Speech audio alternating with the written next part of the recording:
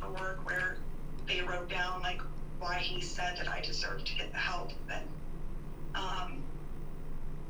And he got me through that, and it's like he got me through just long enough until he knew that I was on my own 2 feet, and he passed when my daughter was 3 months. Oh, wow.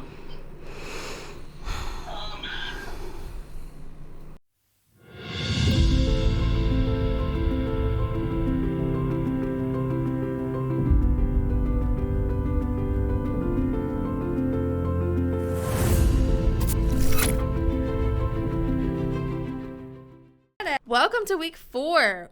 Week 4's episode is Wired for Connection, How Attachment Shapes Addiction and Recovery. And this week Angela and I are joined by an incredible guest from Arizona.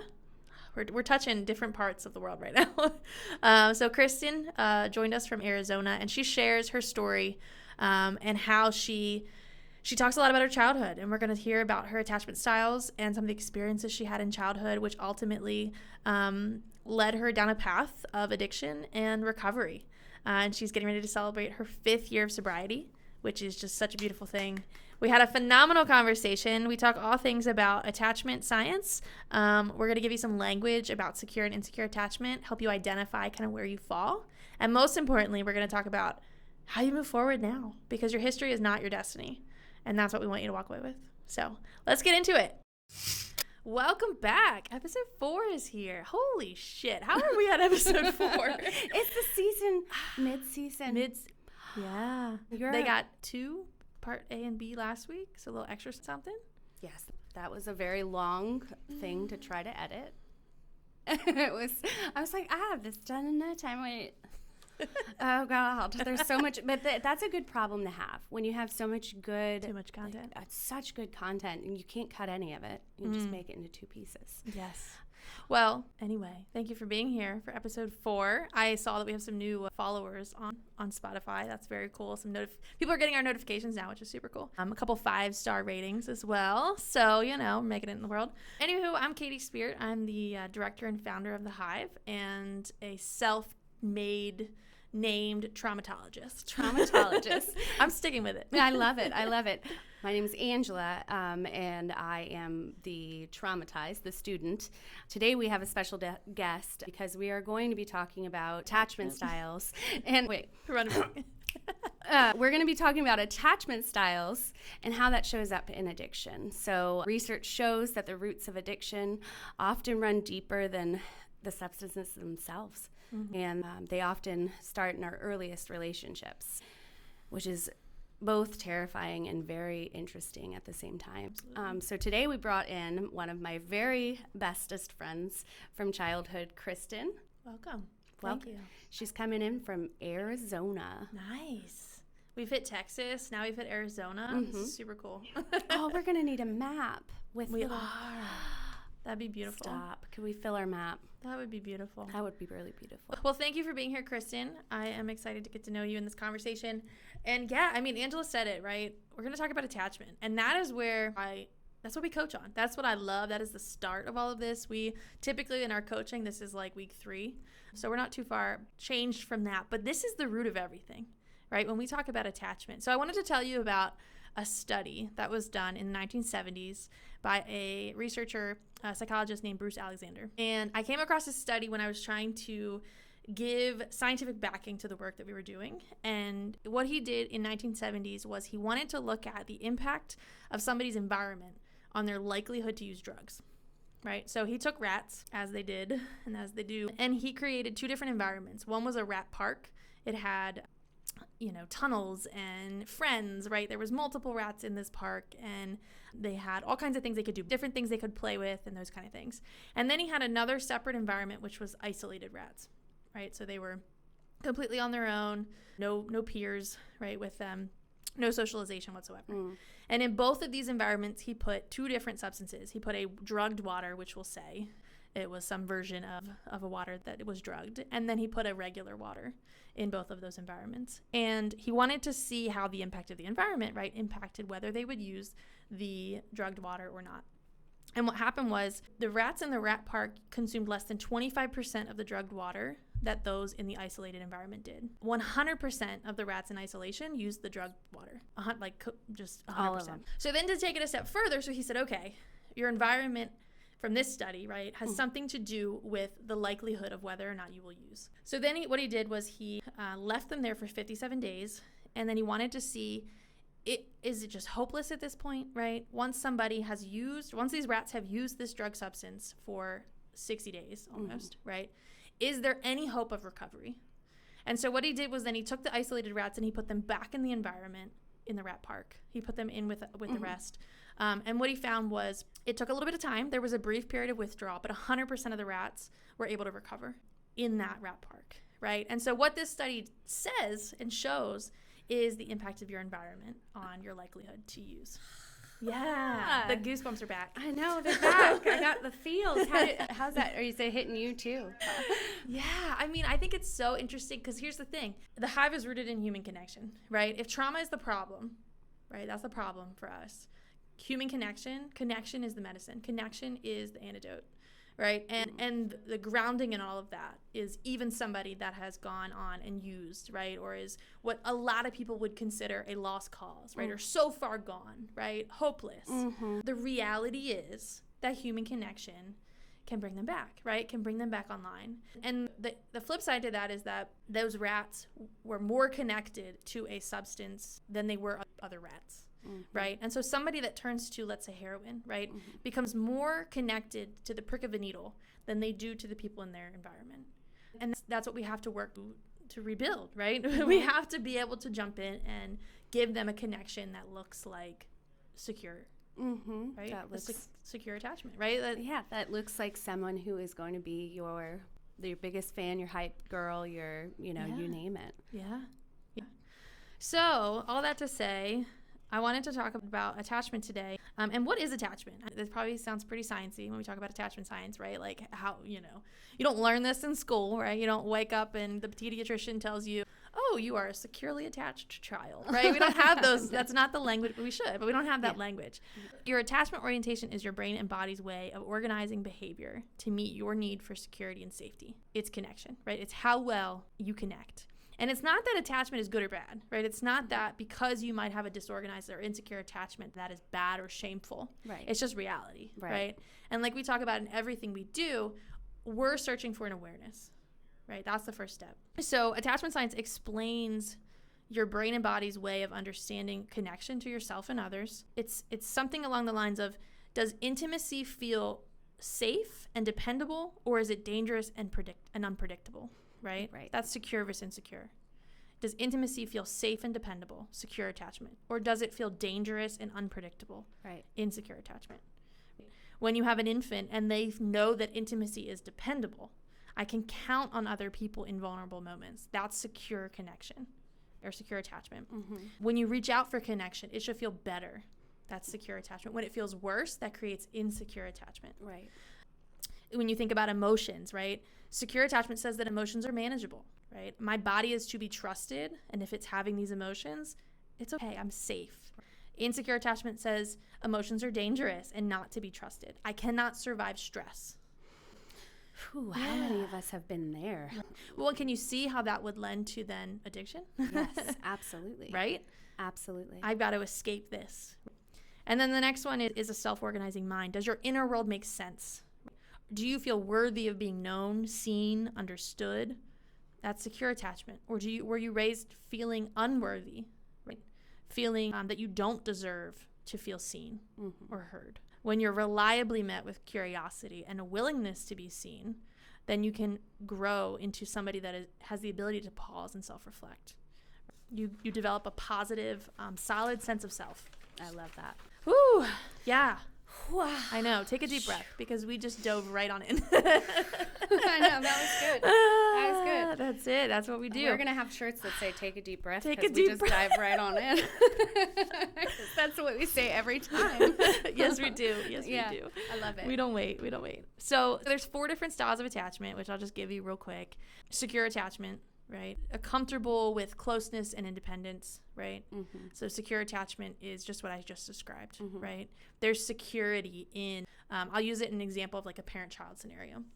Secure attachment doesn't say, the world will not be dangerous. It says, I will be here when the world is dangerous, because it inevitably will be.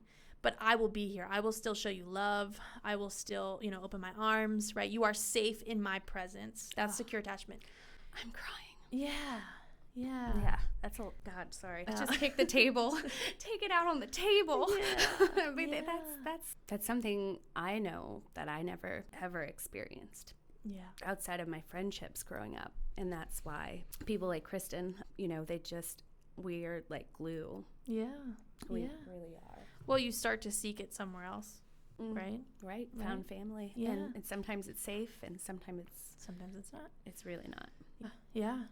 So there's secure attachment, and then there's insecure attachment. And within insecure attachment, a lot of people might find themselves here, right? And insecure attachment, we break it into 3 different styles, because it's not enough to say I'm insecurely attached. What we know through research and science, that there are really different styles even within that. And the first one being avoidant, which is what it sounds like, right? Avoidant attachment, somebody that might value independence, right, but avoid vulnerability. Somebody that is going to look at emotions and say, I don't have time for this, right? And it's probably because they were met with maybe a parenting style that said, don't cry about it, wipe your tears away. What do you have to cry about, right? We don't cry in this family, right? Be grateful. Yeah, we don't have time for emotions, right? So that's avoidant. Typically are people that do things for themselves. They don't rely on other people.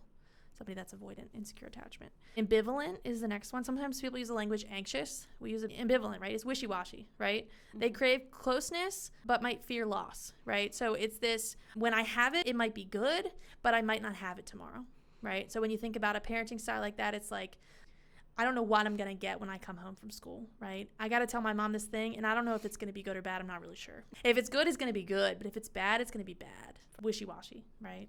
And that creates ambivalence, because that's why it's anxious too, right? Because there's a lot of anxiety that comes in that. I don't know what to expect. Right. And so you learn your body is creating safety. And so insecure attachment in the ambivalent style says, I'm going to get anxious because that's my body's way of protecting me. That's a sign. This is a warning sign. Relatable. Yeah, right. And then the last one, which none of these are good or bad. Like I said, disorganized, though, if we were to put it on a spectrum, right? Disorganized is typically where you see like abuse. It's also known as fearful attachment. Disorganized wants closeness, but they fear it, right? So it might be somebody that craved their mom to just hug them. But also, if my mom puts my hands on me, I'm terrified. Right? Somebody that's going to jump. That disorganized may swing between approaches, right? Because they might, again, they're craving it. They're craving that attention and connection, and yet they fear what it's going to look like. Yeah. So they're flinching all the time. Yeah. So again, these aren't good or bad. Obviously, through our coaching, our goal is to help individuals work towards a secure level of attachment. I also like to say it only takes one. We hear a lot in coaching, my dad was this way, my mom was this way, right? Or whatever the dynamic was. It only takes one to have secure attachment. So one solid parent or adult in your life as a child can create secure attachment. It could be a coach. It could be a mentor. It could be a teacher that no matter what, you went home to disorganized, fearful, and you went to school and you felt securely attached. There's an opportunity to develop secure attachment then in that when it's consistent enough, right? Like a coach or a teacher or something like that. Right. It's our body's way and what we've learned to feel safe in our environment, right? And that's your attachment then lends itself to create patterns of how we connect to other people. So you think about somebody that was raised, I had a girl in my coaching in the jail who very clearly avoidant, maybe a little bit disorganized, but very clearly avoidant. Parents just weren't, right? Just like her needs were not met. Right. So she raised herself, she describes. And she got into relationships, and what that looked like in relationships was that she clung on to everything. They were dating 3 days, and they were in love. Oh, gosh. Right? Which meant she fell hard. Yeah. Right? Hard and fast. And when it didn't work out, she fell hard and fast. And she couldn't understand that until she started to recognize that she was insecurely attached. And so she was still showing up in relationships as an adult insecurely attached, because that's what happens 95%, right? When we're operating in 95% subconscious, which is our habits and patterns, if your habit and pattern is insecure attachment, that's how you show up in the world. These patterns are not who you are, though. It's the strategies you develop to feel safe. And I can't say that enough, because I think a lot of people are going to be sitting there thinking, shit. Yeah, shit. I'm all of the bad ones. Right? But if they're not bad, They're not, but that's immediately what you sure. go to. They're not the ones we want, right? No, right. Yeah, but understanding, that's what I want you to get out of this. I want you to understand what your attachment style is. I hear in coaching all the time, I think this is where it lands, that people say, I feel seen. Because now all of a sudden it's like, oh, that's why. Mm-hmm. That makes so much more sense. Why I show up the way that I do now in a relationship, self or others, right? Connection, right? Why I pick up a needle, right? Or a bottle of alcohol, whatever it is. Right. So I want you to understand your attachment patterns, because this is going to help you grow towards secure attachment. I say it constantly. Your history is not your destiny. You can heal and overcome from these attachment styles, right? If you're thinking, I'm absolutely insecurely attached, it's okay. Yes. We're going to name it. We're going to have an awareness about it.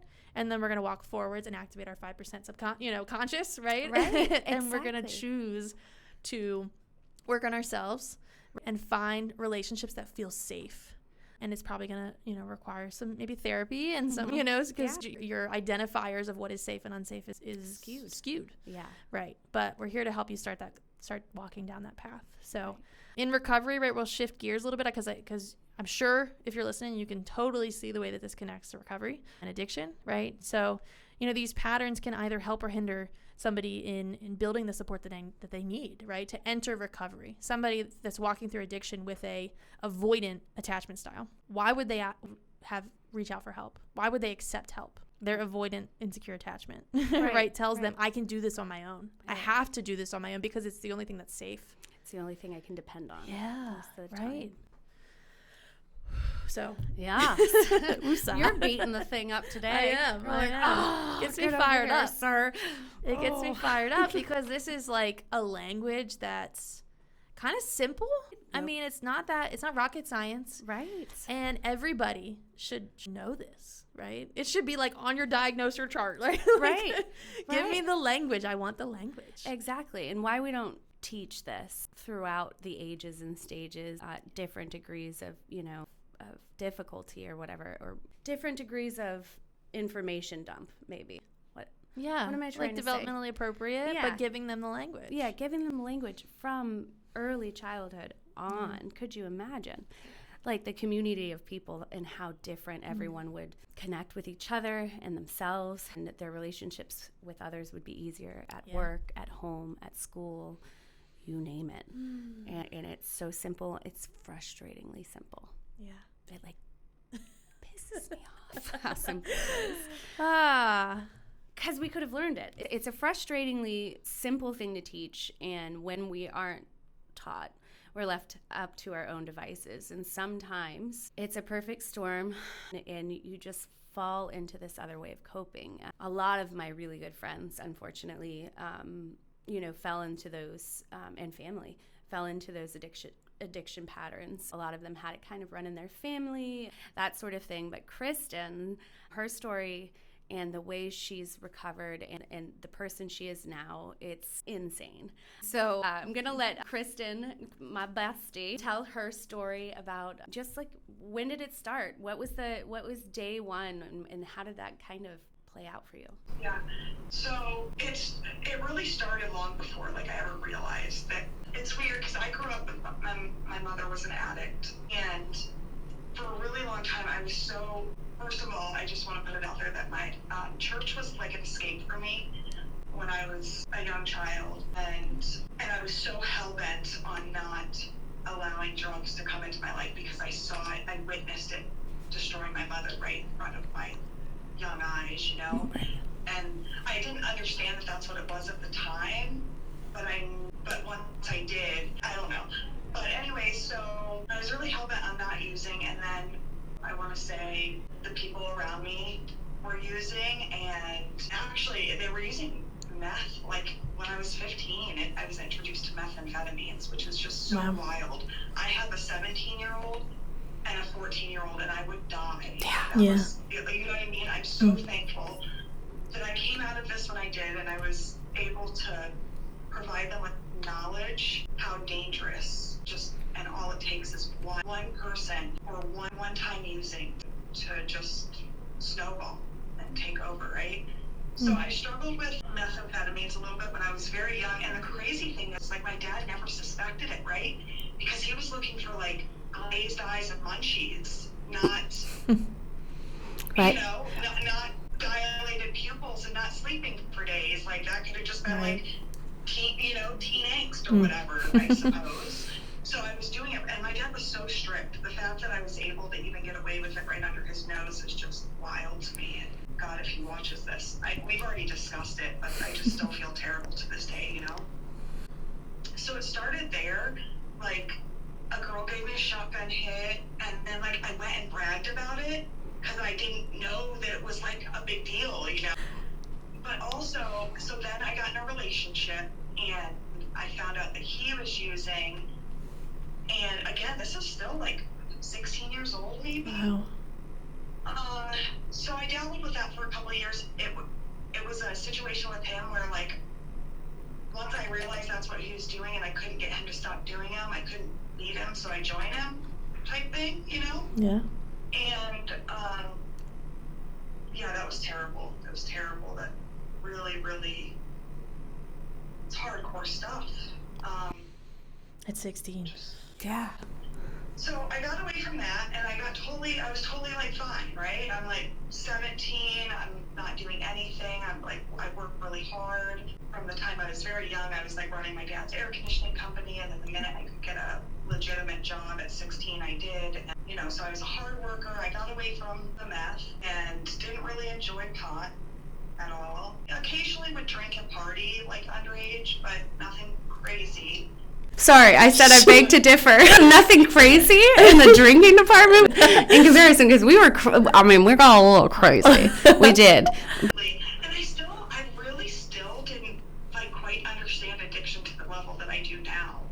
It was just like, I was just in the moment, partying, like nothing really seemed to take over my life completely, although looking back, I was out of my absolute ever-loving mind because of meth, right? But, like, in the moment, I was just like, I'm just a teen partying, you know? Like, it was nothing serious, right? And still, so I had my son at 20, got pregnant at 19, had him at 20, and was prescribed prescription pain meds, or I had a C-section, right? Again, this was before the opiate epidemic also, by the way, so it's not like the knowledge was out there, and I was young and naive, right? So I got my first prescription, ran out, was still in pain, and got another prescription from my doctor.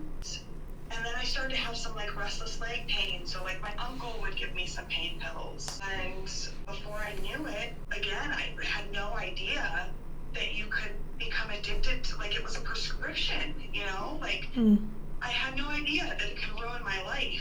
And the next thing you know, I'm trying to come off of them, and I'm horribly sick, horribly moody, like, just bag borrowing and stealing. Like, I was stealing from, like, my grandfather, which is another story of how I got to where I am today, actually. But yeah, so I got addicted to pain pills and just kind of did that for a couple of years, right? And then I got pregnant with my daughter at 22. And when I got pregnant with her, I had kind of heard about Suboxone, but I didn't know much about it. I just knew that people used it to, still I didn't understand like addiction really, you know? I was just like, I'm getting sick, I need to find something to help. So one day, so we were staying with my grandpa while we were like refinishing an apartment to get ready to move into, because I just found out I was pregnant with Emily. I was addicted to pain pills. They were at church one Sunday allowing us to stay with them, and while they were at church, I was stealing his pain pills.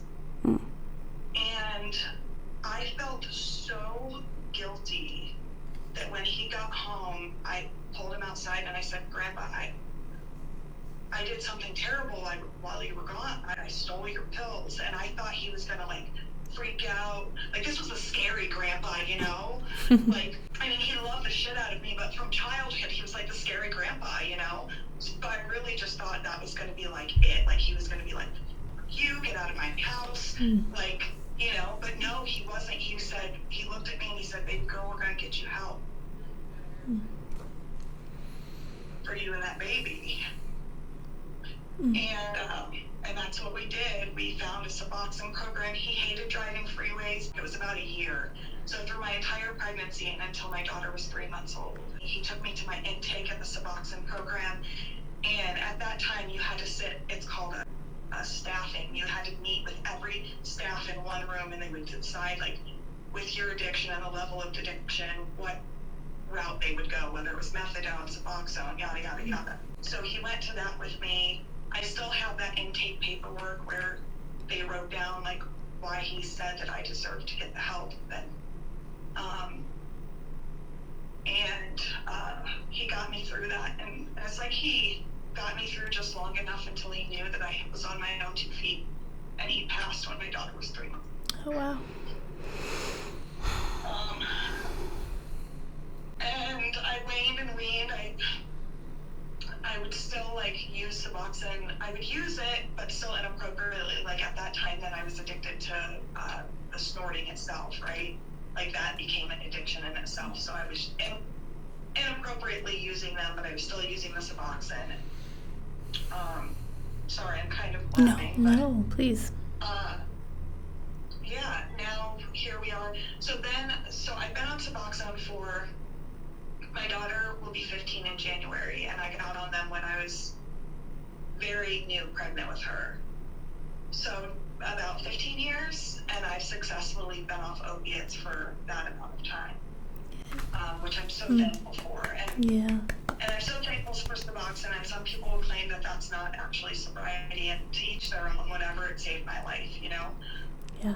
But I actually battled a different substance after that, and that was Adderall, which was another prescription that was actually needed, but I have no self-control. So that was essentially, looking back, that's like legal meth for somebody who overtakes it, you know? Sure. I don't want to, like, diss anybody who actually needs it, because I'm sure it's super helpful for people, but for me, I had no self-control, and I was taking my month prescription in 2 weeks, and then I'd crash for a week, and I'd be sober for a week, and I'd be like, oh, I'm so done with this, and then I'd do this vicious cycle all over again for years and years. And it was just about, like, Angela never gave up on me, which I'm so thankful for.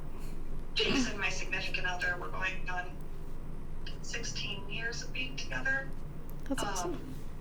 Frustrated, a lot of turmoil during my use, but never gave up on me. And I'm so thankful that I had them to lift me up, and I finally overcame all of this just about 5 years ago. So That's amazing. I love it. Story. It is a beautiful story. It is so many people. Gosh, how many friends of ours growing up fell into a similar pattern? Dozens. And we've been very fortunate that most of our friends have survived that kind of lifestyle. Well, now we're going to get into the meat and taters of all the questions. Are you ready for the taters? Oh, no. See, the question part is going to be easy because Katie is here to walk you through it if you get stuck. Sure. I mean, and I'm still learning, and I've done the coaching, but every time you talk about it, I learn something different. And it's something that you can just continuously learn without getting tired of it. So first question that we have today is, do you want to ask the first question? Do you want me to ask the first question? That's the first question. Who's going to ask the first question? You mentioned that your mom was an addict, right? And then you talked a little bit about your dad's parenting style. So I'm already thinking, like, our other coaching content, like, I want to talk about this. But no, my question for you would be, if you look back, how do you feel like those, like, early relationships? You mentioned kind of when you were 15, right, that you started dabbling with what felt like just teenage partying, right? Just casual, right? How do you feel like earlier relationships in your life shaped the way that ultimately began to influence the way that you dealt with stress, which ultimately was using, right? How do you feel like those relationships early on shaped? My dad, he really, truly, like, he struggled with some things, but his intent all the time was just to love us and make sure he provided for us to the best of his abilities. But he was learning too, right alongside us, which now I understand, right? And then so I don't know. I feel like I let him down because it wasn't his parenting, you know, that, like, he did the best he could do with what tools he was given, you know, and his upbringing, which was also really rough, you know. So of course I always felt like a letdown to him, right? Because he tried so immensely to, you know, he told us the dangers of drugs and making sure that we were, making good choices, right? I said he was so strict, and how I really got away with it right underneath of his nose is beyond me, which scares me because I think my kids are such good kids, and I'm like, but I know what they might be doing. Yeah. There was so much, and my stepmom, I want to bring my stepmom into this because it was very toxic. So I love and miss her, and God rest her soul. She also struggled with severe mental health, and we just didn't have the access to mental health care like we do now, and it still needs so much work, but it's come so far, right? Yeah. So I really don't blame her personally, and if my siblings, which are her biological children, see this, I don't want them to feel some type of way. Yeah.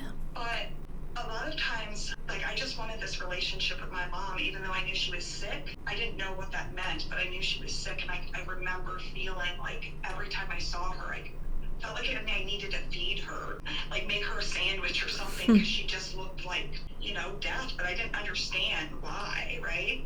But that relationship was always held, if I got grounded, it was, you can't go see your mom. Or there was times that my mom was supposed to come to me. It feels like I was out on the curb waiting until midnight for her to show up. Realistically, it was probably only 7 or 8, but she would never show. And so I had a lot of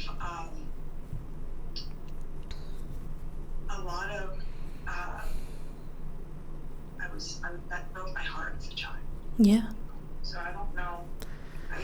Do you feel like at a certain point when your dad knew what you were doing and what you were going through, that you were just like, well, I already done fucked this relationship up. I'm not even going to try. I'm just, bye. I'm going on the spiral. Bye, Dad. Or did you? I hated my dad, I felt but obviously now as an adult, as a parent myself, I have so much respect for him, and I know that he was just coming from, a kind, loving place. No, what I'm hearing you say is, so 2 things. We haven't talked about parenting styles on here yet, or just relating styles, right? Styles of relating. But what I'm hearing about your relationship with your dad was that he was a very, maybe power over, which is the language we would use, had a power over style of parenting, that stricter, traditional, right? I'm the parent, you're the child, right? That kind of dynamic. And it sounds like that stemmed from maybe his wanting to protect you, right? That was maybe either, and I don't know, but maybe, I'm kind of ad-libbing You're feeling here. it. Yeah, I'm wondering if maybe that was his way, like you say, he was doing the best that he could, right? He saw what had, what your mom was going through. And so it was, here's what I know. Here's what I can exert. I can be strict, right? I can create rules and boundaries, and hopefully maybe this will save her from going down that path, right? So I hear a little bit about that, which I think we're going to talk about that in another episode at some point. But also I'm hearing you talked about sitting on the curb, right? And wanting your mom to show up. And to me, I hear a little bit of that insecure ambivalent with your mom. That insecure ambivalent attachment that's I don't know what to expect, right? The relationship, maybe when she was able to connect with you in a way, it probably did fill you. And then there were times where you're sitting on the curb and nobody showed up. That is insecure ambivalent, right? If we're talking about attachment. Yeah. Right. And then the explosions from her stepmother, on the other hand, was modeling something completely different. Yeah. Because, unfortunately, when you're not of your right mind in some way, and you don't know that you need help or how to get it, sometimes the people in your house who are more vulnerable become something that you can use to exert some of that frustration out on. Sure.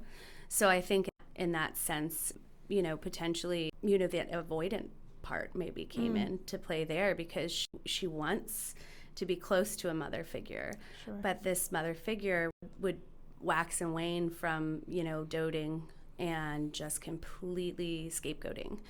And I think that did a lot of kind of pushing her into that more avoidant way too. If I wanted to challenge myself with some coaching talk today, look at me, I like it. Things. But that's what that speaks to me, because I had a similar experience with someone who, raised me as well. So I totally can feel that. Yeah. In those early experiences when you're looking for connection, right? And you're met with disconnection, or you're met with unsafety, right? Or you're met with safety, right? It's not always negative. I always still sit in the negative.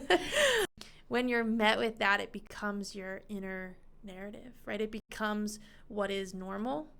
whether it's safe or unsafe logically, right? It becomes what you know. And that's why we say all the time, and I don't think we've said it to you, Kristan, but we say all the time, 95% of what we do is our subconscious.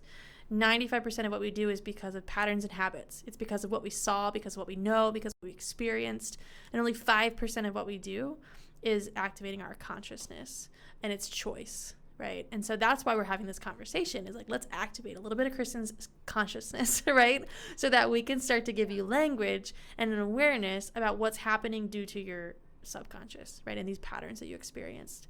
So I'd love to ask there's 3 different scenarios that I wanted to talk about to kind of maybe just get down a little bit more, get a little cozier in where some of these attachments show up. So these are super simple questions. You don't have to be prepared because I just flung these in here, okay? I promise. So I'm going to give you 3 different scenarios, and then I'm going to give you a response for how each attachment style would respond, and I want you to tell me which one resonates the most with you. Okay, so the first one is a relationship conflict. So you and your partner, co-parent, whatever the scenario is, have a disagreement. You and somebody close to you has a disagreement. Your typical response, typical gut instinct, not what you know is right, not what you're supposed to do, not what therapy tells me, my gut reaction, right? Secure attachment says I'm going to talk it through, express my needs while listening to their needs. That's secure attachment.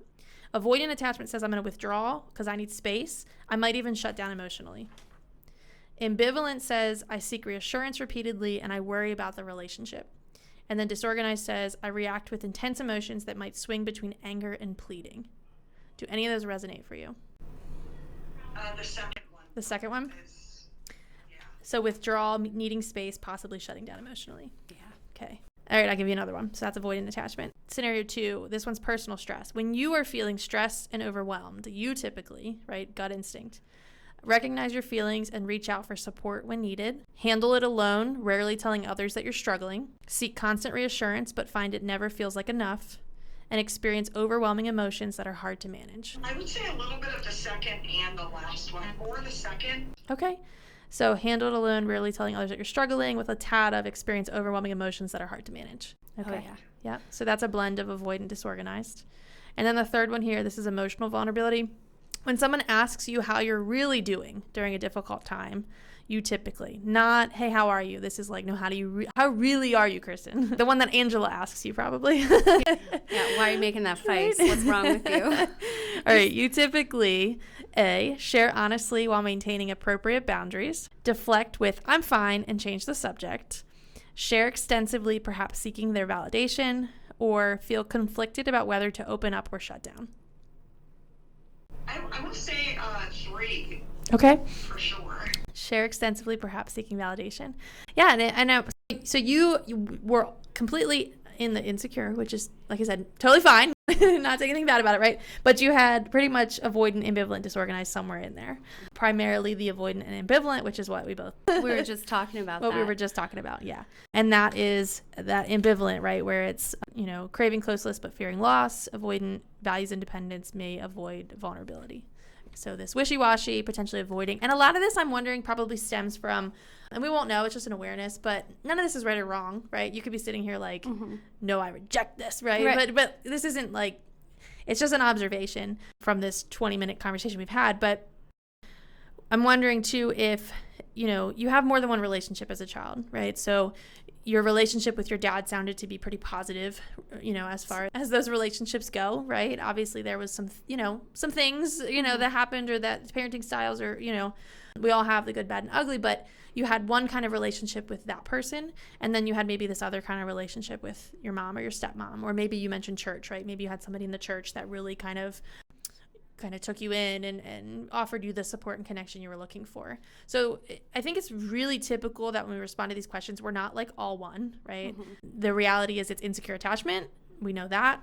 But where else you fall in that could be situational, could be depending on the connection type. It could be in the last one we talked about, when somebody asks you how you're really doing. You typically, right, if it's Angela, I typically share extensively, perhaps seeking validation. But if it's somebody that feels unsafe, or maybe has ulterior motives, right, or this or that, right, maybe I feel a different way, right? So it can depend on the connection that you have as well. So I just wanted to point that out. Meat and potatoes. Take 2. Question 2 for your meat and potatoes. Okay. This is why it takes so long. When you were in active addiction, how did you tend to handle that with, as far as your closeness to others? Like, how did that play out? Oh, well, I was definitely more distant.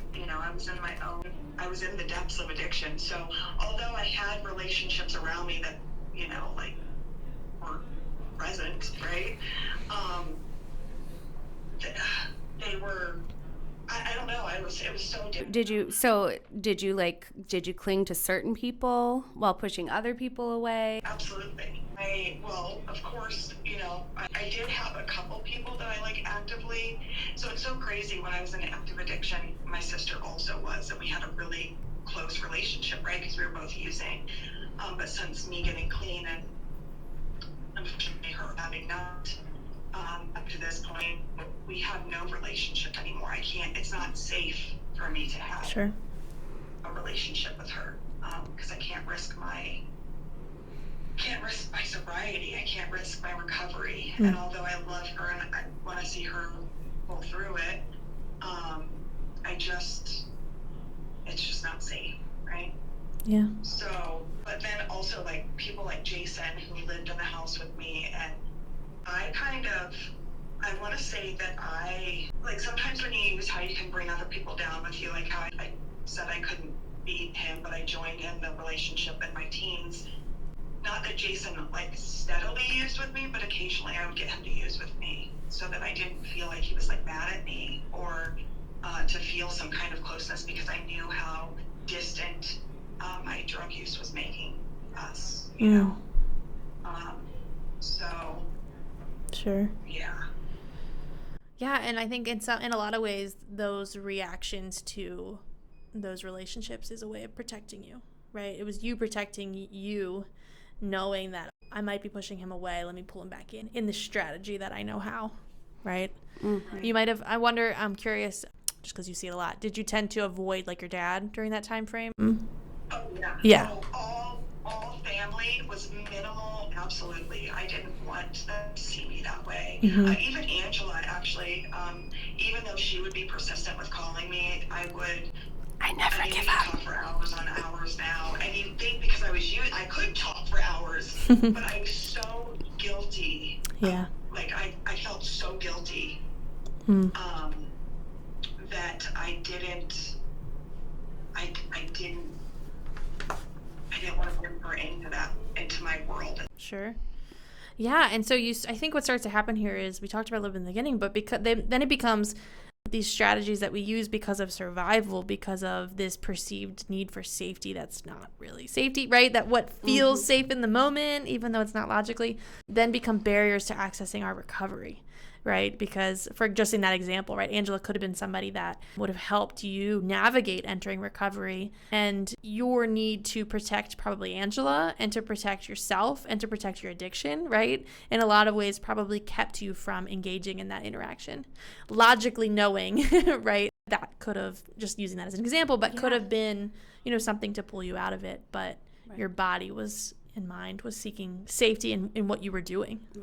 Right. Like they're clinging to that certain feeling rather than a certain person. Yeah. So they're using that drug as a replacement for human connection, basically, at that point. Yeah. And obviously, of course, that would happen to her with, the modeling and, just her the language she had within herself growing up. Yeah, and I think it stems from, we just talked about your early attachment style, right? And so without, in your early 20s doing the work of understanding your attachment, which we weren't doing then, right? Like, just, not just you, right? Nobody. We were not doing that then. I was not. Right. What did I say? This study came out in the 70s, so maybe not too far off, but it was pretty new that we were learning about connection. So we were, certainly not in the awareness of this. And you think about what you talked about, your child, the relationships you had to the most important people in your life, from a familial standpoint, right? Typically it's the parents, right? That's just how it is. But, you look at that attachment and, like you said, no wonder, right? It makes total sense why there was connection sought elsewhere. And for you, that was, through the drugs that you were prescribed. And, it's what gave you the feeling that you were missing potentially elsewhere. And so I think just normalizing that, right? Like, that happens so often, and it is a disease. It's it's not something inherently wrong with you, right? Your attachment being insecure is not something wrong with you. It's something that happened to you, right? It's an experience that was completely out of your control. And this awareness that you have, hopefully in this brief conversation, but I'm sure also in your, almost 5 years of sobriety, which is amazing. I'm sure you've become, maybe not with this language, but you've come to recognize a lot of what we're talking about. Again, maybe not with the language. So I'm curious, this third question we have for you, what do you feel like is a sign now that you are building secure attachment? Knowing that you come from insecure attachment in a lot of ways, where are you at now? What does secure attachment look like in your life now? Well, it looks so much different. I have the healthiest relationship as far as with Angela that we've ever had. We have the fact that we've made it through what we've made it through. In my relationship, I'm even struggling right now with that bit. And so I'm a little bit avoidant in my intimate relationship, right? But okay. I'm very aware of that, and I'm actually in therapy right now trying to work through that. But I'm so thankful for the secure relationship that I have with Angela. And listen, I've done some crazy shit that should have pushed that woman grab my hand and help me up from the depths of hell. I told Katie yesterday? I don't know what you're going to say. I told you, you can never get rid of me. Oh, yeah, yesterday. And it's true. Here's the proof. I mean, we've been through it, and not only have I know that we've both practiced having a secure relationship with each other, but I want to point out that her relationship with her children have been in the modeling of that secure attachment that she has given them over the last 5 years has been instrumental in how that cycle just got snapped right at that twig. Yeah, that's so good. So tell me about your children, because that is obviously something that you've worked really hard on. Yeah, and I'm so thankful for that. I didn't even think to bring that up, right? With my which I know sounds silly, but I'm thinking of I don't know what I was thinking, I guess. But yeah, my relationship with my children is really, really solid, and such, I would like to ask them, actually. I would like to have a discussion with them now about this language, right? And see what they feel their attachment is with me. And I'd hope, and I'd almost bet to say that it's a safe, secure, and I'm so thankful because, the crazy thing is even in all of my addiction, I was so, even though addiction overcame me, right, I was still a very active parent, and obviously not my best or even close to best mind frame. I still always try to be the best version of myself, and the opposite, which is crazy, right, because my mom was an addict, I struggled with addiction. Weirdly, they had no idea. They were young, and even my son, because I'm getting ready to do a huge thing on my live to celebrate my 5 years, and I wanted Blake to give his input, and he said, "Mom, I don't remember that part of you." And I was like, and now he's 17, so he was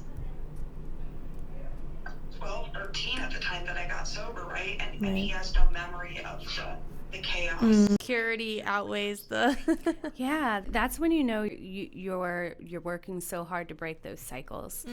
She didn't take that experience and say, this is how I was parented. You get the same thing.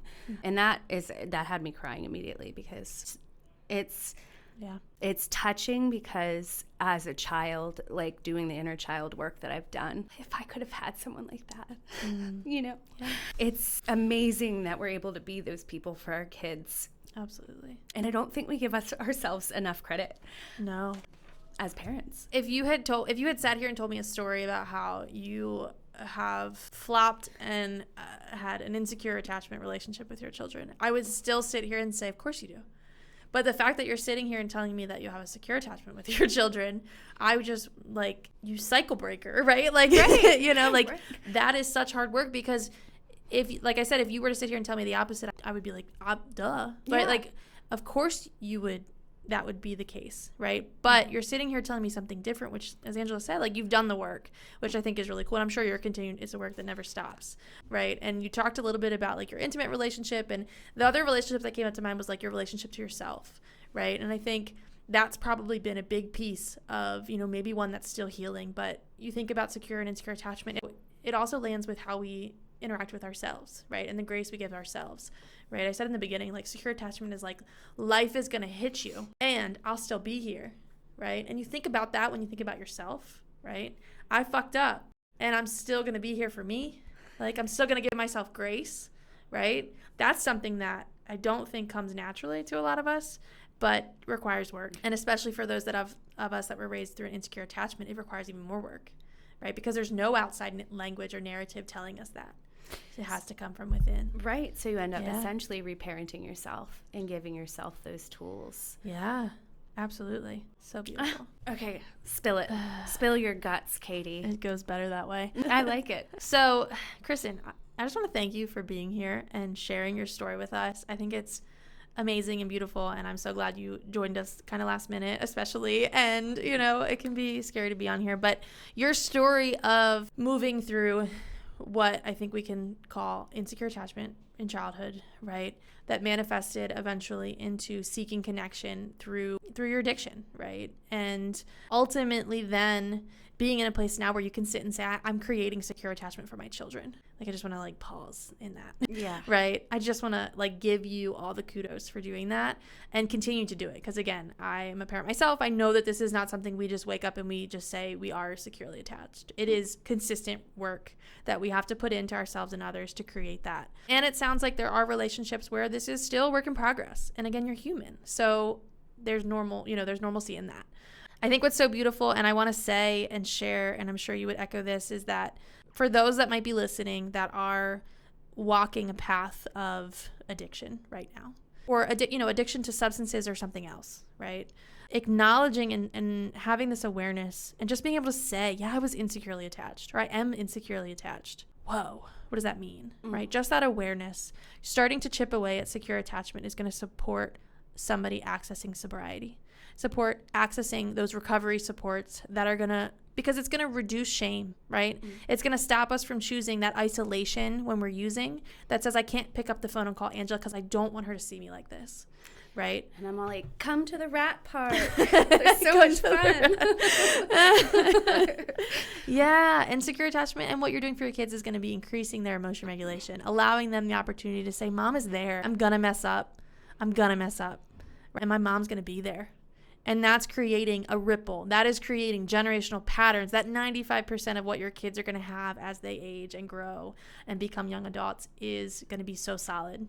And I think that's so beautiful. So I appreciate you being here. I want to give you 3 kind of tips for anybody that's listening, especially those in recovery. Because remember, I said your history is not your destiny. You're probably sitting here thinking, yeah, I'm insecurely attached. So now what? How do I build secure attachment? Because I want that for myself and I want that for those in my life. And the first one I'll tell you is we did a whole episode on it. Get curious. I think I said it in the last episode. Let's start writing down our triggers. Let's start acknowledging what they are, naming them. Because when we start to do that, we might start to put language to what our attachment style is, right? Now that you have a little bit of awareness, do the coaching program, but a little bit of awareness, right, of these attachment styles, you can start to look at them with curiosity rather than judgment, right? I've said it 100 times. Of course you would be the way that you are. Imagine if you could say that for yourself. Imagine if you could say, no wonder I show up the way that I do. Do you see where I got that from? How often do I say that? The second one is to name your needs, right? Get clear on what you need, because behavior is feelings and feelings are needs. I'm also going to say that every time. It needs to be said, all right? And we need to be telling our kids this, and we need to be approaching our kids and those in our lives with this awareness that behavior is feelings and feelings are needs. And the top need that we're seeking to have met is safety, whether it's relationally, emotionally, physically, right? We're seeking a need for safety. And when we can say it that way, right? When we can say this behavior, the reason I picked up this needle, right? The reason I started drinking, the reason I fill in the blank is because I have a need to feel safe. That false security in that substance is that safety that you feel. And that keeps bringing I didn't get it from anywhere else. But you know what? This makes me feel some kind of way. This makes me either feel numb or able to, conquer anything. Absolutely. And the third one is repair. When you do our coaching program, when we talk about it from a parenting perspective especially, but any relationship to self and others, the repair is what matters. I said if you were sitting here telling me that, your children, had an insecure attachment with your children, I would say, of course. I would also then say, but repair is possible, right? And everything is consistency. Everything is what you do consistency. If you fuck up, which you will, we all will, right? And I can go back and say, hey, bud, I did that wrong, right? I wish I had done it this way, because we're not going to parent the same way every time. We're not going to get it right. And the freedom in knowing that's okay. That's okay. And honestly, I mean, my son's 3, and sometimes I think there's so much more beauty in the repair than there is if I get it right every time. Oh, right? Amen. Because the world is not going to get it right every time. And so when I get to have that conversation with him, when I get to have that dialogue and give him that language of what repair looks like, he now learns how to repair with others. And also he can learn how to respond when the world isn't going to repair, right? How he can self-soothe. Right. Yeah. Right. That's amazing. Yeah. Is that all? Yeah. Did we do it? So we're encouraging you to notice your own patterns and how they shift in safe environments. You can write them in the comments. Yeah. Like I said, nobody's taking us up on it, but we could have a whole episode answering questions. to. That would be so, do it. Just type it. You're sitting here anyway. So basically, that's how we've connected that feeling of attachment and how that hand in hand can lead to addiction or other behavior that is similar.